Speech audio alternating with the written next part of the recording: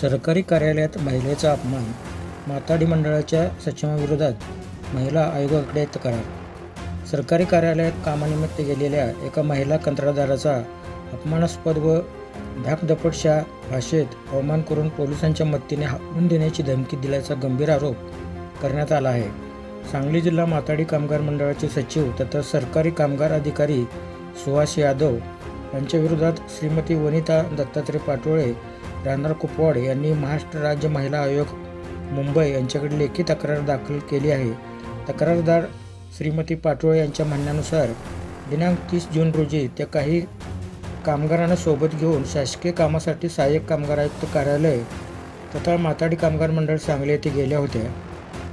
त्यावेळी सचिव सुहास यादव यांनी, तुम्हाला कायदा माहीत नाही, तुम्हाला कायद्याचे ज्ञान नाही, तुमचे निवेदन घ्या आणि इथून निघून जा, नाही तर पोलिसांना बोलवून तुम्हाला हाकलून देईन, अशा शब्दात अपमानास्पद वागणूक दिली असा आरोप करण्यात आला आहे. तक्रारीत श्रीमती पाटोळे यांनी म्हटले आहे की ही घटना केवळ वैयक्तिक वाद नसून एका महिला नागरिकाला सरकारी कार्यालयात मिळालेल्या वागणुकीचा आणि तिच्या सन्मान व प्रतिष्ठेचा प्रश्न आहे.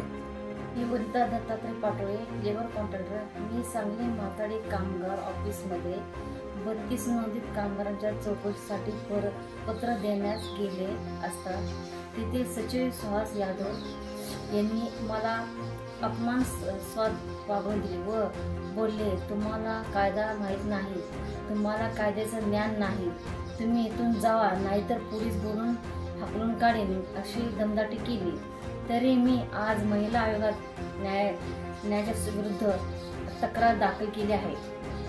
तसेच पालकमंत्री चंद्रकांत दादा पाटील, जिल्हाधिकारी SP ऑफिसला निवेदन दिले आहे. तरी महिला आयोगाने माझ्या तक्रारीची नोंद घ्यावी व मला न्याय द्यावे.